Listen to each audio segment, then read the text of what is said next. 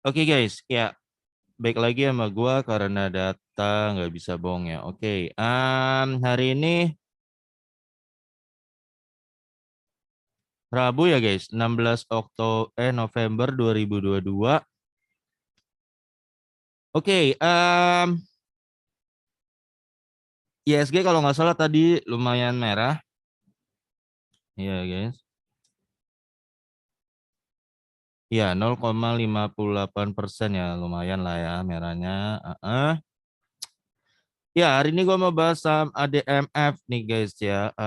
Saham yang asik, gue masuk di 8.200 dan udah berapa persen tuh kayaknya ya. Ini tadi ada di 10% atau berapa gitu ya. Heeh. Ya dan hari ini naik 2% guys. Ya, oke. Ya, dari grafiknya dulu ya. Secara grafik sih begini ya. Sempat ATH-nya tuh sekitar 14 ribuan guys. Oke. Dia ini bergerak di pembiayaan konsumen baik itu sepeda motor maupun mobil bekas baru ya guys ya. Kredit ya kayaknya ya. Kreditan gitu ya. Oke. Saham beredar 1 miliar lembar dan pemegang saham Bank Danamon 92% ya dan masyarakat 7,93%. Jadi masyarakat kira-kira ada sekitar nggak terlalu banyak sih ya 100 juta ya di bawah 100 juta lah dipegang masyarakat ya. Ehm, Saham ini kenapa asik guys? Kenapa asik ya? Gue bilang sama lo karena dia setiap keuntungannya selalu kasih 50% ke investor selalu ya. Itu. Ini yang kenapa saham ini asik gitu loh. Jadi kalau dia kasih 50% berarti si Doang Danamonnya dapat, kita juga dapat di sini. Dan yield-nya sangat gede, lumayan gede, tergolong gede ya. Jadi ini cocok banget bisa dijadikan opsi alternatif ya buat saham defensif loh ya. Tidak hanya BJBR, BJTM dan ya saham-saham defensif lainnya yang bang-bangan ya. Ini bisa jadi masuk radar lo. Kenapa? Karena dia selalu rutin kasih DPR 50% ya. Dan sekarang kinerjanya lagi yang paling bagus sih selama 3 tahun ya. Kalau 4 tahun lalu masih bagusan 2019 labanya. Tapi dibandingkan 3 tahun terakhir, kalau dari tahun 2000 semenjak corona ya, ini yang paling the best kinerjanya. Oke, kita langsung lihat aja ya. Oke, ekuitas 7,4 triliun, naik 3% di sini 7,6 triliun ya. Lalu 2021 naik 8% ke 8,2 triliun dan sekarang 9,4 triliun naik 14%. Ini kenaikan ekuitas terbesar guys. Ya, kenaikan. Jadi ini cara ekuitas nih paling gede naik 14% selama 4 tahun terakhir. Ya. Jumlah saham beredar 1 M dengan book value 7.400, 7.600, 8.200 dan 9.479 sekarang book value-nya ya. Harga rata-rata saham 10.000 waktu itu ini tertinggi 2019 dengan yield PBV 1,4. Ini 7,5 di Corona hancur dengan 0,98. Lu yang ngambil di harga Corona nih antep banget nih sekarang nih. Ya, gue beda-beda tipis lah, gue 8.200 ya lumayan. Plus dividennya nanti. Oh ya ini termasuk yang cukup stabil harga sahamnya ya. Jadi enggak terlalu kayak enggak separah kayak komoditas gitulah. Tapi lebih stabil bank sih. Tapi ini termasuk yang cukup stabil dan ya cukup sih. Lumayan kalau lo mau jadiin koleksi ya buat uang pensiunan lo. Ini 7.600 PBB 0,9 dan sekarang dia mulai terbang ke arah 9.325 ya guys. Di 0,98 ya. Satu aja belum nih PBV-nya nih ya.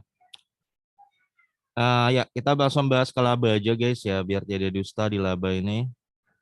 1,4 triliun ya 2019 dengan ROE 19% ya. Ini ROE paling dia gila berarti berpotensi tembus itu sekitar 22%. Ini kinerja dia paling gila di 2019. Ya, ini kinerja dia paling gila. 2020 wajar. Hancur dia ke 800, masih untung sih 814 miliar. ROE-nya 10% ya sedang, lumayan sebagus sih. Ya, sedang segini guys. Wajar karena orang gaji terpukul ya. PDB kita terpukul banget, orang nggak belanja di 2020 wajar. Jadi pasti orang jarang kredit motor lah, atau mobil gitu segala macam. Wajar dia pasti berkurang. Sangat wajar. 2021 kita juga ngelewatin kemarin bareng-bareng. Ini mulai pulih. Nggak, ini malah menurun ya. Kemarin 2021 dia malah menurun nih, 731 miliar nih. Ya, turun 7% ya. ROE 9% menurun. Ya wajar. Kemarin kita juga ngerasain Q3 2021 ya lumayan ya. Kita masih banyak PPKM segala macam kan ya. Masih banyak yang bikin terpukul nih. Dan sekarang naik 52% guys ke 1,1 triliun melampaui 2020 dan 2021. Memang belum sebagus 2019, tapi ini kabar gembira guys. Benar-benar kabar gembira. Ini pulihnya 52%. Nah, ini ada cerita nih, berarti kalau kayak begini, ekonomi kita benar mulai pulih. Kalau dia aja gini loh guys, kalau dia ini aja untung Adira Finance, artinya naik kan. Artinya masyarakat udah mulai tuh kredit lagi tuh, motor ya enggak, mobil dan segala macam. Kenapa mereka bisa kredit motor mobil? Berarti mereka udah pendapatannya sudah mulai normal atau bahkan bisa mungkin lebih dari pada 2019. Artinya ekonomi bertumbuh dan itu sesuai dengan data. Kita PDB kita tumbuh 5,7% di kuartal 3 ini. Ya. Jadi ini sinyal yang baik buat IHSG gitu ya. Dan termasuk buat perusahaan ini ADMF gitu ya. Ya gue tahu kalau soal PDB pasti ada yang merasa kenapa sih hidup gue tetap susah gitu bla bla bla ya. Pasti ada aja, tentu nggak mungkin merata banget lah. Ya. Tapi kan harus dicek juga kenapa kadang orang susah gitu. Jangan-jangan pinjol lu ada 20 gitu kan. Pinjol 20 lu nggak bisa, lu yang pinjol ya nggak, lu yang pinjem pinjol 20 ditagi debt collector dan lu mengeluh susah, salahnya pemerintah katanya. Nah itu kan kita nggak tahu ya. Gua nggak, maksud gua intinya begini guys, datanya menunjukkan bahwa ini sektor bisnis ADMF ini di finance ini naik. Lu percaya nggak percaya, pokoknya intinya ini naik, berarti lu percaya nggak percaya lu nggak bisa sangkal datanya, intinya gitu. Sangkal datanya bahwa orang udah mulai lagi ngeredit mobil motor. Kalau orang udah mulai ngeredit lagi berarti dia udah lebih kebanyakan duit ketimbang tahun lalu. Gitu aja logikanya udah. Ya terlepas orang percaya atau nggak percaya gitu loh. Pokoknya begitu. Ya. Nah ADMF kenapa kita jadi lumayan percaya? Karena dia rutin bagi dividen 50%. Bukti dividen kan bukti ya bahwa laporan keuangannya itu bukan odong-odong gitu. Bukan laporan keuangan odong-odong ya. Nanti ketika pembagian hari dividen duitnya ada ya berarti terbukti benar. Angka ini benar. Tidak bohong. Ya enggak? Gitu ya. Jadi ini sinyal bagus guys buat lo yang pegang ADMF. Ya, sinyal bagus. Ya, ROE 12% ya, kira-kira 15%-an lah tetap akhir tahun ini ya, sangat bagus. Belum sebagus 2019 tapi ya arahnya menjanjikan gitu lah ya. EPS 1400, 814, 753 dan ini 1146. 3 tahun terakhir ini paling gede guys. Emang belum bisa nandingin 2019 belum, tapi kemungkinan tahun depan kayaknya bakal bisa nandingin 2019 ya. Ini kuartal 4 2100, 1026, 1200 dan ini berpotensi tembus 1146 kali 1,33 aja guys. Loh, oh ya. What the hell? 1524. Nah, kemungkinan tembus segini guys. Dan ini dan ini nanti yang bakal jadiin dividen. Iya. Ya, gede nih ya. Gua tahu nih banyak orang parkirin duitnya di sini. Tahu guys. Ya. Ini kan nggak ngincer kapital kan, memang pure ngincer dividen ya. Jadi lu udah bisa senyum-senyum nih, dividennya kemungkinan gede nih. Bukan kemungkinan sih, datanya menunjukkan gitu. Dia termasuk yang rutin bagi dividen ya. Ini story dividen 1054, yield-nya 9%, DPR 50%. Nah, ini yang pas corona dia masih bagi 513, yield 6%, 50%, dan ini kemarin 607, yield 7,9 ya. Dan ini berpotensi tembus dia bagi 750 guys. Wow, udah lebih gede kan? Iya, 8%-an. Ya. Lo mau cari di mana tuh 8% ya. Kalau lo serok ADMF sekarang maka 750 ya lo dapat 8% guys, 8%, 8% ya. Gila, 8% tuh setahun tuh gede banget ya guys. Gua kadang ngeliat orang yang ngambil KPR, aduh, per tahun lu bunganya aja 8% ya. Kadang-kadang kalau lagi hubungan naik bisa sampai 10%, lu bikin kaya bank doang, lu itulah bedanya guys ya. Kalau Robert Kiyosaki bilang, kenapa orang miskin makin miskin, yang menengah nggak kaya-kaya, yang kaya tambah kaya. Kalau yang kaya fokus beli aset. Tapi kalau orang kelas menengah, kalau orang miskin sibuk nambah pinjol.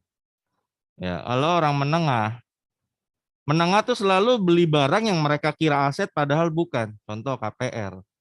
Mereka kan FOMO kan. Wah, kalau gue nggak beli rumah sekarang, nanti keburu naik. Tapi ambilnya KPR. KPR kan lu ngayain bank tiap tahun 8% lu bayar lebih mahal. Banknya kaya, lu kagak. Kenapa gue bilang 8% tuh gede guys? Nih guys, lu hari ini buka jualan apa aja. Lu coba buka bisnis dagang apa aja. Lu jualan mie ayam kayak jualan kayak apa aja lu jualan. Modal lu berapa lu hitung ya. Lu hitung semuanya sampai pengeluaran lu ya, listrik segala macam. Coba lu lihat setahun ada nggak lu return 5% bersih? Ada nggak? Belum tentu. Belum tentu. Untung juga lu belum tentu. Ya. Lu bikin rumah kontrakan aja guys, kos-kosan. Itu kalau dia penuh, full, itu cuma 6% returnnya per tahun. Ya. Lu cek di mana rata-rata. Cuma 6%. Nah, lu maaf ya, lu kalau lu ambil KPR kan lu kasih 8% tuh rutin tuh ke bank lu ya. Malah kadang-kadang masuk hubungannya bisa sampai 10% kayak yang oh banknya kaya. Makanya lu lebih baik lu pegang saham bank tuh kaya. Pasti bank itu untung terus. Semakin banyak orang ambil KPR dia untung terus. Yang ambil KPR tuh nggak kaya-kaya. Terus nah, gue kasih tau berarti itu 8% ini angka gede guys. Kenapa? Karena rumah kos-kosan itu cuma 6%. Itu kalau penuh. Sekarang ada ADMF nih, lu tinggal taruh sahamnya per tahun, lu kipas-kipas 8%. Nah, ya asik nggak? Asik. Asik loh. Kayak gini ya. Ini gede banget guys, angka 8%-nya. Udah di atas banget kos-kosan, rumah kos-kosan. Ini angkanya di atas BJTM sih ya. Tapi BJBR tembus 8% kayaknya nanti dividen nanti BJBR ya. Tapi ini termasuk yang oke banget. ADMF kelihatannya dia akan bertumbuh lagi tahun depan. Bukan nggak mungkin nanti mungkin akan tembus 10.000 loh, 11.000 bisa kemungkinan ya. Dan ini termasuk saham yang lumayan aman jalannya ya, nggak terlalu dramanya nggak terlalu kenceng juga ya. Oke, berarti kalau dia bagian 75 ya guys, maka lo pengen tahu kan harganya fundamentalnya ya kali 10, 7.500 sampai ya. Ini harga fundamentalnya ADMF ya. Dan sekarang di 9.000 dia masih di harganya guys, sangat masih di harganya. Nah, ya lo tanya gue kan mana perusahaan yang masih di harganya nggak kemahalan. Oke ya ini termasuk. Termasuk ya. Ya, gua rasa sampai sini aja guys, nggak perlu ngomongin per lah. Kalau udah jelas yieldnya, kalau yieldnya udah gede pasti pernya bagus. Dividen yieldnya gede itu pasti pernya bagus. Ya bagus itu di atas 5% ke atas lah. Itu pasti biasa pernya bagus. Itu aja ya. Oke guys, sampai sini aja guys. Sampai ketemu lagi di video gue berikutnya karena data nggak bisa bohong ya.